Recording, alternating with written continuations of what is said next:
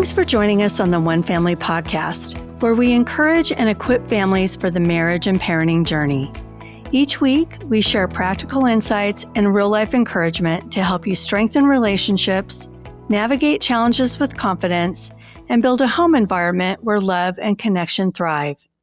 Today, we're talking about something that sits at the very core of both marriage and parenting: loving intentionally. Loving intentionally is one of the most influential things we do as human beings. The love we give today doesn't just stay in the moment, it carries into the future through our family and in the way it makes others feel. It shapes our children, their relationships, and even the way they will one day love others. Love can be expressed in many different ways, but it remains the greatest gift we can offer our spouse and our children, and it's the way we stay connected emotionally. So today we want to share a few practical and meaningful ways you can express love in your home, things that have had a lasting impact in our family. We're going to focus on 3 specific areas that we've intentionally prioritized in our marriage and family. These are simple choices, but over time, they have shaped who we are as a couple and who we are becoming as a family. The first area is your marriage, because the love within your marriage creates an added layer of security for your children. Here's something we've learned over the years. Your children don't automatically understand the depth of love we have for our spouse. They may assume it's there, but they don't fully grasp it unless they physically see it. Most couples connect when the kids go to bed, and that's important. But our children also need to regularly witness love and friendship between us. They need to see affection, they need to see respect and partnership. They need tangible evidence that mom and dad generally enjoy being together. When they see that, it builds emotional security in their lives. And honestly, it strengthens your marriage as well. 2 habits that have been especially meaningful for us are what we like to call couch time and date night. These are both habits that happen during times of non-conflict.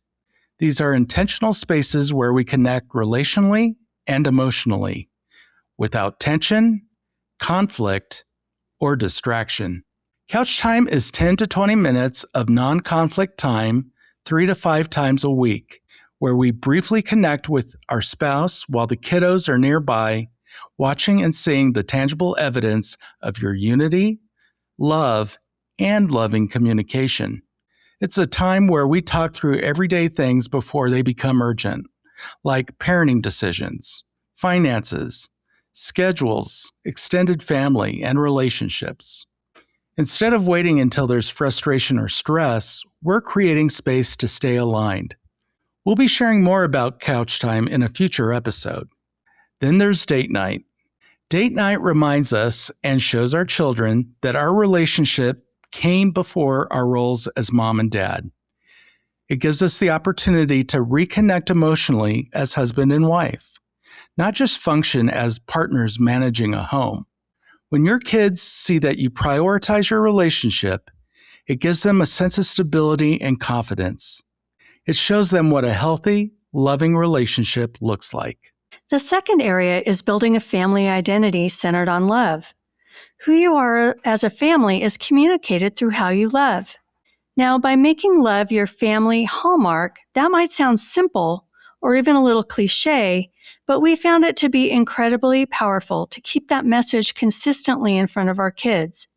We made it a priority to talk about our family identity, what we stand for as the Howard family, and our core family values. We talked about these on a regular basis. And at the center of that identity was love. We chose a family verse that our boys learned from a young age that summarized our core values. Love the Lord your God with all your heart, and with all your soul, and with all your mind, and with all your strength. And love your neighbor as yourself. Mark 12:30-31.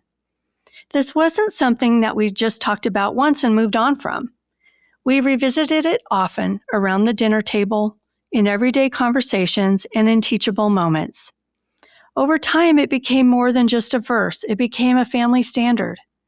It shaped how we treated one another. It influenced how we handled correction and conflict. It guided how we interacted with people outside our home.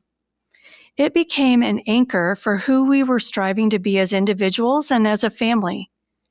And when you clearly define your family identity, it creates direction and a target that you're always aiming for. It gives your children a framework for understanding what matters the most. The third area is learning to speak each other's love language. This is one of the most practical ways to express love effectively in your home. Many people are introduced to love languages during premarital counseling or at a marriage conference. But over time, it's easy to stop being intentional with it, and we take it for granted. Here's the reality. Most of us naturally express love in the way we prefer to receive it, but that doesn't always align with our spouse or our children and how they experience love. So even though we're trying to be loving, it can sometimes be missed. That's why it's so important to pause and evaluate and say, how am I expressing love, and is it being received in the way I intended? Another important insight is that love languages can change depending upon the season of life. What felt meaningful in one season may shift in another. For example, my primary love language is physical touch and closeness. But if I'm going through a season at work that's stressful, or I'm getting stress from clients, or things just aren't going so great, words of encouragement or affirmation mean a lot more during that time. Because of this, we've made the habit to take the love language assessment a couple times a year as a family. And we don't just take the assessment, we talk about it. We sit down together around the kitchen table and we ask each other, how would you like to see your love language expressed? These conversations create clarity and they build connection. One simple step that made a big difference for us was writing everyone's love language down and putting it somewhere visible, like the refrigerator. It kept it in front of us daily. It reminded us to be intentional, and it encouraged us to get creative in how we express love to one another. We have the adult, kids, and teen love language assessment on our resource page on our One Family website. So to get that, you can visit us at onefamilyhwl.org/resources. Love is something you do for someone else, and it creates an emotionally healthy environment. Now that our boys are adults, we can clearly see the impact of loving intentionally. We've seen it in our marriage. We're less reactive and more unified. We've seen it in our children. A secure child who feels affirmed by the parent's intentional love has better overall behavior because they aren't fighting for attention and affirmation. And we've seen it in the relationships our kids have built with others. These intentional choices created something lasting.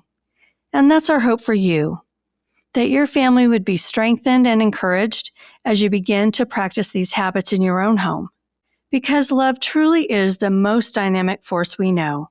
It reflects God's character, it transforms lives, and it leads us toward a fuller, richer life. So this week, be intentional. Create space to talk about love. Look for opportunities to demonstrate it, and choose to live it out in your home. Loving intentionally isn't a new idea, but have you made it a best practice for you? We'll leave you with this. 3 things will last forever: faith, hope, and love. And the greatest of these is love. 1 Corinthians 13:13. Thanks for joining us today on the One Family Podcast. If this episode encouraged you, share it with another parent or family who could use these insights. Please reach out to us with your questions about this episode or any other topic related to the marriage and parenting journey. We will begin sharing some of those questions anonymously in upcoming episodes. The best way to reach us is via email at info@onefamilyhwl.org. Remember, healthy families don't happen by accident. They're built with intention, perseverance, and love. Until next time, keep investing in what matters most, your one family.